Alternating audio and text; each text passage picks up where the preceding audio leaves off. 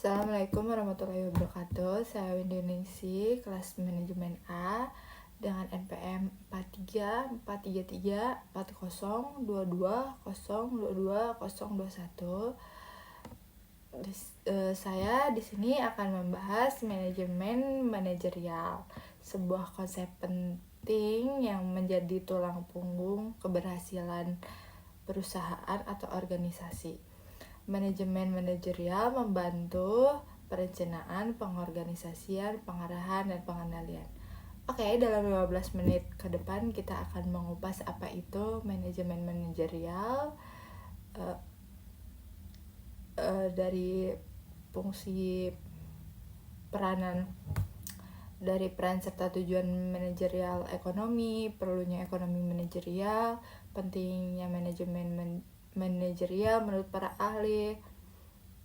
Maksudnya pengertian manajemen manajerial menurut para ahli, pengertian masalah, definisi ekonomi manajerial, fungsi-fungsi ekonomi manajerial, beberapa hal yang harus dikuasai manajerial, contoh mode riset pemasaran, serta yang terakhir nanti kita akan bahas peranan manajerial dalam kehidupan nyata.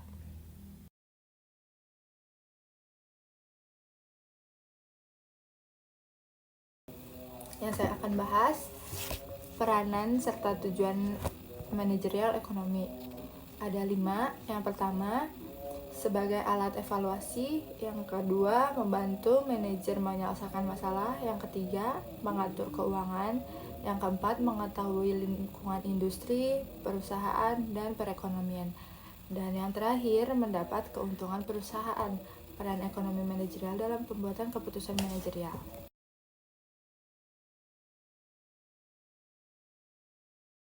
Konsep penting dalam ekonomi manajerial, khususnya tentang alasan pentingnya ekonomi manajerial dalam pengambilan keputusan. Ini menunjukkan alur dasar sistem manajemen, di mana input sumber daya seperti tenaga kerja, bahan baku, modal, dan lain-lain. Lalu ada proses bagaimana input dikelola atau digunakan, dan output itu hasil akhir berupa produk atau jasa. Dari alur tersebut terdapat 3 aspek utama yang dianalisis. Pertama, efisiensi, seberapa hemat penggunaan input untuk menghasilkan output terkait biaya, waktu, dan sumber daya. Yang kedua ada kualitas, berkaitan dengan nilai atau mutu output yang dihasilkan mempengaruhi keputusan pelanggan dan daya saing produk. Dan yang ketiga, efektivitas, sejauh mana output yang dihasilkan mencapai tujuan organisasi, misalnya produksi tercapai, kepuasan pelanggan meningkat. Produktivitas diturunkan dari efisiensi dan efektivitas. Dan di sini saya akan membacakan pengertian ekonomi manajerial menurut para ahli. Yang pertama, menurut Irsay 2003, ekonomi manajerial merupakan aplikasi teori ekonomi, ialah sebagai metode dalam pengambilan keputusan manajerial dan administratif.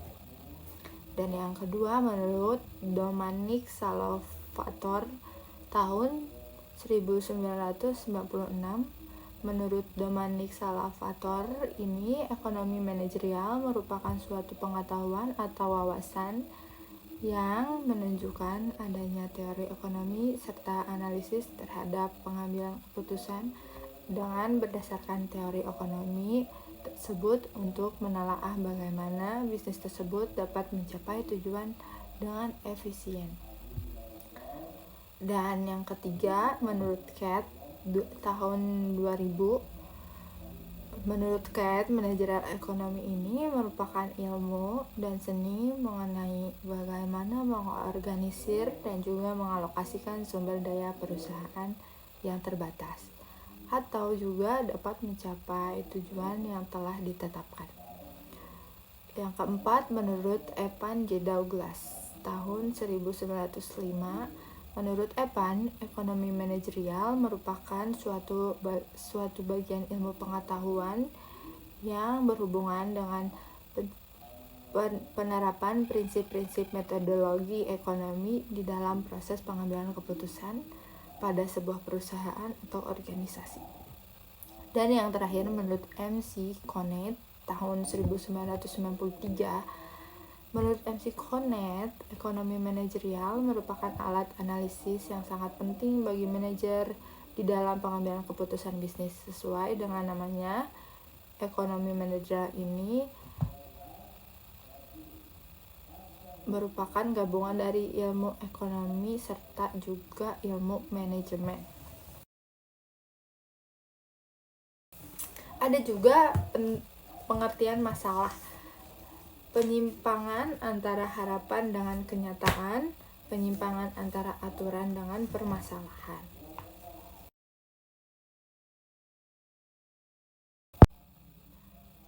Definisi ekonomi manajerial. Ekonomi manajerial adalah cabang ilmu ekonomi yang menerapkan teori ekonomi dan perangkat analisis ilmu keputusan untuk membantu organisasi atau perusahaan dalam mencapai tujuan secara efisien. Ilmu ini berfokus pada peranan metode analisis ekonomi dalam proses manajerial termasuk pengelolaan sumber daya yang dimaksud seperti modal, tenaga kerja, teknologi, dan lain-lainnya. Penerapan harga dan evaluasi kebijakan bisnis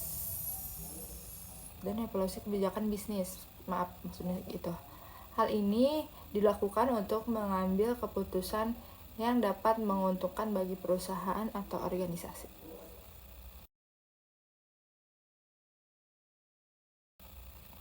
Fungsi-fungsi ekonomi manajerial. Yang pertama, membantu dalam mengelola keuangan untuk memaksimalkan profit dengan mengidentifikasi faktor-faktor yang mendukung keuntungan dan efisiensi operasional. Yang kedua, membantu dalam mengevaluasi kebijakan yang sudah berjalan sebelum membuat kebijakan baru. Yang ketiga, membantu dalam menghadapi tantangan akibat perubahan kondisi ekonomi dan pasar. Yang keempat, membantu dalam menganalisis lingkungan industri seperti kondisi pasar pesaing, konsumen, dan pemasok, atau juga bisa menunjang pengambilan keputusan yang efektif dan meningkatkan profit perusahaan. Yang kelima, mendukung perencanaan strategi jangka panjang, termasuk analisis permintaan, penerapan harga optimal, penerapan harga yang optimal, dan strategi produksi. Dan yang terakhir ada membantu perubahan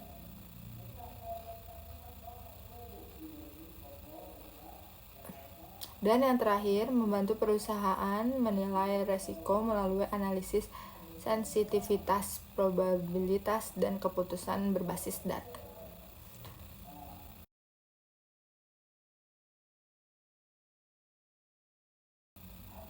Beberapa hal yang harus dikuasai manajerial atau manajer. Yang pertama, keterampilan teknis. Keterampilan teknis yang dimaksud kemampuan dalam memahami dan menguasai berbagai teknik dan alat yang diperlukan untuk mencapai tujuan yang berkaitan dengan bidang kerja yang dikelola. Yang kedua, keterampilan pengambilan keputusan dan pemecahan masalah, kemampuan atau menganalisis situasi, membuat keputusan yang tepat, dan menentukan solusi yang efektif. Yang ketiga, keterampilan interpersonal, kemampuan berkomunikasi dan membangun hubungan dengan tim, atasan, dan pihak eksternal. Yang keempat, keterampilan adaptasi atau fleksibilitas, kemampuan dalam beradaptasi dengan lingkungan yang terus mengalami perubahan. Dan yang terakhir ada keterampilan kepemimpinan, mampu mengarahkan, memotivasi, serta menginspirasi tim agar mencapai tujuan organisasi. Ada juga contoh model riset pemasaran. Ada orientasi pasar. Di dalam orientasi pasar terdapat informasi konsumen, informasi pesaing, koordinasi lintas fungsi. Ada juga kinerja permasalahan. Di dalam kinerja permasalahan ini ada volume penjualan, pertumbuhan pelanggan, dan pertumbuhan penjualan. Ada keunggulan bersaing. Di dalam keunggulan bersaing ada olbasilitas, intabilitas, dan kemudahan menyamai. Yang terakhir pembahasan yang saya akan sampaikan, penerapan manajemen manajerial dalam kehidupan nyata. Di sini saya akan mengambil contoh di tempat kerja dan di kehidupan sehari-hari. Oke, yang pertama di tempat kerja dulu ya. Di tempat kerja misalnya seorang manajer proyek menggunakan POAC untuk menyelesaikan proyek tepat waktu. Di sini ada empatnya, ada kan perencanaan, pengorganisasian, serta pengarahan pengendaliannya. Kita bahas dulu di perencanaan. Perencanaannya menyusun jadwal dan anggaran proyek. Pengorganisasiannya mengalokasikan tim untuk tugas desain, pengembangan, dan pengujian. Pengarahannya memotivasi tim melalui komunikasi rutin. Pengendaliannya memantau kemajuan proyek melalui laporan mingguan. Untuk di kehidupan pribadi, manajemen manajerial juga berlaku dalam kehidupan sehari-hari. Misalnya di perencanaan, misalnya untuk saya kan untuk menyusun jadwal sehari-hari untuk bekerja, belajar, dan beristirahat. Pengorganisasiannya mengatur keuangan pribadi untuk tabungan dan pengeluaran. Pengarahannya memotivasi diri sendiri untuk tetap disiplin. Dan untuk yang terakhir, pengendalian mengevaluasi apakah tujuan pribadi misalnya menabung sudah tercapai dalam target berapa bulan.